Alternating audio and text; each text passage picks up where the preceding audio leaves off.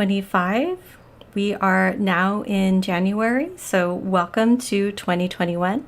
Today we're going to talk about 5 different terms that several different dictionaries have talked about as being either the word of the year or in some cases the words of the year, because we did have a lot of events this last year that resulted in a lot of vocabulary words. So for today, we are going to be talking about pandemic, Kraken, antebellum, Blur's Day, and lockdown. And in addition to welcoming you to our stream, I just wanted to let you know if you have any questions, you are welcome to ask them. I would recommend asking them in chat. I will be able to answer your questions there. And of course, if you have any comments or anything like that, you're always welcome to also leave those on chat. So let's go ahead and get started.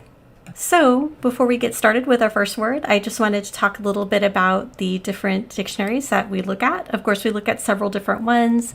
This year, we looked at the words or the word of the year for the Collins Dictionary. We looked at Merriam-Webster, of course, that's one of my favorites. There's dictionary.com. And then, of course, there's the Oxford English Dictionary or the Oxford Languages Dictionary. And then occasionally we do use the Urban Dictionary, so we might be looking at that one. But I did want to point out that, again, this year's been very extraordinary in terms of words. And so in some cases, like for the Oxford English Dictionary, they've chosen more than one word of the year just because it has been so very full of different vocabulary. And I did want to point out there was an article that came out recently in the San Antonio Express News that talked about 2020 and its unprecedented vocabulary. So if you want to go back and look at the different words of the year that the Oxford English Dictionary picked, I would recommend going and looking at this article. So let's go ahead though and get started with our word. And so I'm going to go ahead and show and reveal our word in a moment. And the word is going to be pandemic. So let me pull that up on the screen really quickly. And so let's talk about what a pandemic is. And let me go ahead and jump back to our webpage. And I'm going to go to the Merriam-Webster dictionary and actually type it in so we can look at pandemic. And if you're looking at the definition, it is talking about a type of disease or disorder that is occurring over a wide geographic area, so multiple countries or continents. It typically affects a significant proportion of the population. And so you'll see that it is an adjective, but it's also a noun. So you can say that something is an outbreak is pandemic. You can use it in that way. And then one of the things that I like about Merriam-Webster is it does have some frequently asked questions. And there's one that I did want to point out because there is a difference between a pandemic and an epidemic. And so an epidemic is very similar. It's an outbreak of disease that spreads quickly and affects many individuals at the same time. And so a pandemic is a type of epidemic. It's just much, much larger in scope. So it's really helpful to know. And I thought it was interesting as well. This particular word is fairly old. It looks like if you look at the first known use, it was way back in 1666. So again, if you have a chance, I would highly recommend going to the Merriam-Webster site so you can have a look at the word meaning and the etymology, and also if you want to see how the word is created, like which language it comes from. It's a really good place to do that. And I did want to also mention really quickly that, and let me go ahead and switch over, but it was also the word of the year for dictionary.com. And even though the Oxford English Dictionary had several different words, they did include pandemic, and they did mention that the usage has increased by an amazing number. It looks like 57,000%. And so they do talk about some other examples as well. So if you do have a chance, I would go back and read the article if you're able to. That is our first term, which is pandemic. So we're going to move on to our next term, which is Kraken. So let me go ahead and pull up the webpage. And this is an image of a Kraken, or at least an artistic version of what a kraken might look like. But if we go to the Collins Dictionary, if you notice, the kraken is defined as a legendary sea monster of northern seas. And so depending on the dictionary that you consult, you'll find it described as being part of Nordic mythology. So in the United States, though, we might be more familiar with the kraken images that we see, like this particular one that looks a bit more like an octopus. There's also this other image. And so krakens have also appeared in popular culture. They've been in several movies. So apparently in one of the Pirates of the Caribbean movie, there was a kraken type monster. I think it looked more like an octopus. There was also a kraken that appeared in a 1981 movie called Clash of the Titans. So let me pull up that picture. And by the way, if you're interested in cheesy movies, this particular kraken was created by a man named Harry Harryhausen, who was a person that was really good at doing stop motion special effects. And so his version of the kraken looks quite a bit different.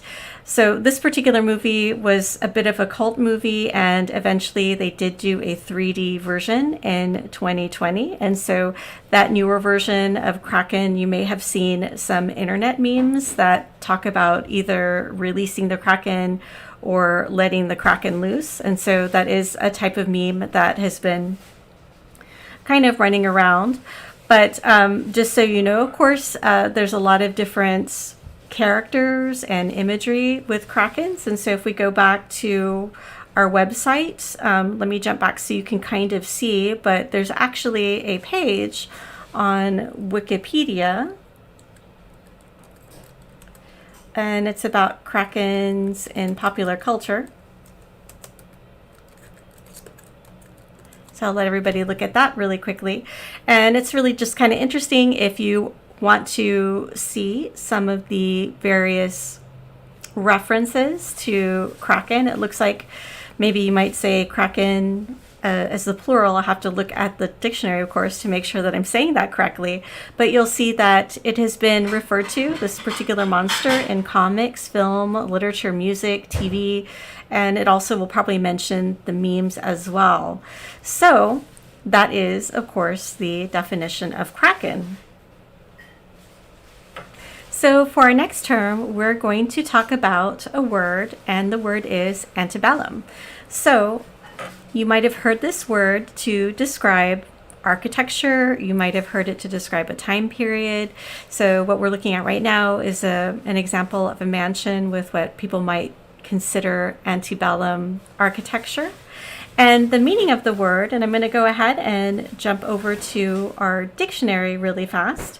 So let me get that up on the screen so we can have a look at it. And it looks like it's taking me a second to pop that up. So get that. There we go. Okay, so if we take a look at the Merriam-Webster dictionary, you'll see the definition of antebellum, and that is just a general word that means existing before war. So if you look at it really closely, it is taken from Latin antebellum, so it means literally before the war or before a war. So the way that we use it, though, is very specific in the United States. We use it usually to describe something that existed before the American Civil War. And so you'll see that there's some examples that talk a little bit about the word being used. So they talk about different places. They also talk about just the geographic area in general. So the southern part of the United States as being before the Civil War. And you'll see that it's a fairly recent term. It looks like it was first used in 1826, and it does talk about the history and etymology of the particular word. It seems like this word was fairly, I would say, a little more prominent this year for a couple of reasons. And so the first reason would be there was a dispute with a band called Lady Antebellum. And let me pull up the screen. So it sounded like at one point the band maybe decided to change their name, and maybe there was a little bit of a disagreement because there was a different musician that had a similar name. So that would be one reason. The other reason where this particular word was maybe a little more prominent than in other years, as there was actually a movie called Antebellum. So let me go ahead and pull up the screen and we can look at it really quickly. And this movie was really interesting because it was based on a science fiction novel called Kindred by Octavia Butler. It's not exactly a, I would say, exact, what's the word? It wasn't exactly the same plot, but it was maybe kind of similar, maybe inspired by it, and it did have some famous folks in it, like Janelle Monáe. So if you get a chance to watch the movie, I believe because of the pandemic, it wasn't theatrically released, so they actually had it released streaming. So, but this might have been part of why this particular word was a little more prominent this year. Now, our next word is the word Blursday. And to talk a little bit more about it, we're going to go to the Urban Dictionary. So I'm going to pull the screen up so we can look at it a little more carefully. So basically, Blursday means when you've been either in quarantine or sheltering in place, or basically have been in your house for so long that you don't really remember what day it is anymore. And so it's all a blur. And as you can see, there's a really wonderful image that illustrates it, I think, pretty well. And this is a word that was also on the Oxford English Dictionary's list of pandemic and influential words for 2020. And you'll see that a lot of people have this type of feeling where they feel like maybe they've lost track of time because they are staying at home quite a lot and maybe every day kind of seems the same. This is an article that I found that is from WebMD, and it talks about how lockdown warps time. And so it does talk a little bit about the psychological reasons why people might feel that all the days are blurring together and maybe they're not remembering which day of the week it is. And so it's very, very interesting because, of course, if you have a look, if you have a chance online, you'll see that a lot of folks will have some interesting memes and posts about what day it is and not knowing what day it is. So that is something that is ongoing. It's interesting too because it looks like there's some researchers that are hoping to use this particular experience to study how people experience time and how people deal with things like the pandemic and lockdown. So again, this is Blursday, which I think is a really charming word and is one that hopefully when things get back to normal, we'll be able to have a better idea which day of the week it is. And so now we are at our last term, which we talked about a little bit when we were talking about Blursday, and that word is lockdown. And so this is an image of a village in England under lockdown conditions. So basically, when people are under what they call lockdown, it's a type of stay-at-home or stay-at-place order where folks are encouraged to stay at home and to minimize going outside and having contact with other people. And so as you can see, generally places in lockdown have streets that appear very deserted. And so let me pull up a couple of other images so that everybody can see just some other pictures. But the Collins Dictionary, this was actually chosen as one of their word of the year rather. And you'll see that it does have the Collins Dictionary's definition. So it talks about the containment measure that's implemented by governments around the world to try to mitigate the spread of the COVID-19 virus. And so there are some other words that people might use that are similar, like stay at home, shelter in place, maybe even quarantine. So those are words that we can go and look up maybe later. They're similar. They may be slightly different just in terms of maybe like the exact definition. Some of them may be a little bit more legal in scope and things like that. But it's interesting though, because unfortunately with the lockdown measures, they've been pretty common, unfortunately. And this is just a version of, or definition rather, from the Oxford Learner's Dictionary about lockdown. So it's pretty much the same. It does talk about it being, though, an official order to control the movement of people or vehicles because of a dangerous situation. So this is a little bit more general than the previous definition that we saw earlier.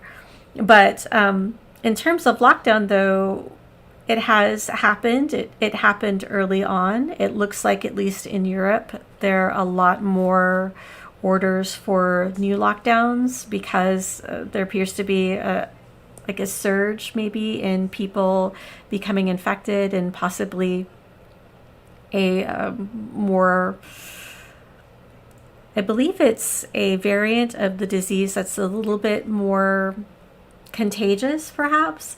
And so if you look at the news, you'll see that they do talk about some new lockdowns, and they mention a couple of different countries. So like England, Scotland, Germany, it may be even, looks like maybe even in Israel and some other places as well.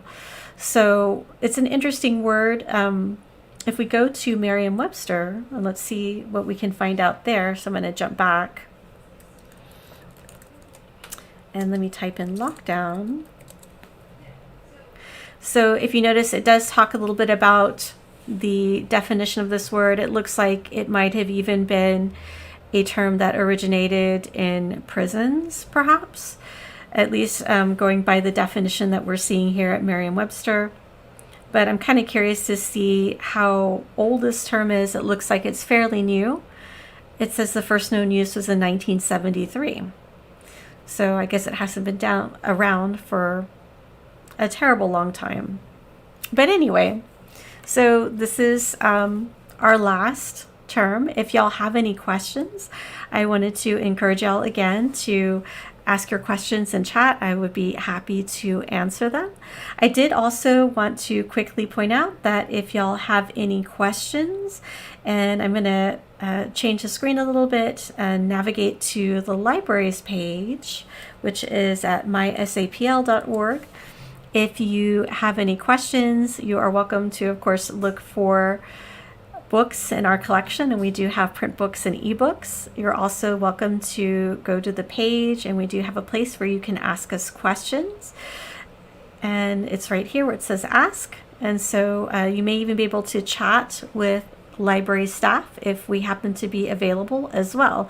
So again, just wanted to encourage you to visit the library if you have any questions. Hopefully this has been fairly entertaining, and I wanted to thank everyone for their attention. Also wanted to wish everyone again a very, very happy new year, and hope to see y'all soon in the coming months. So talk to y'all later, and see y'all soon. Goodbye, everyone.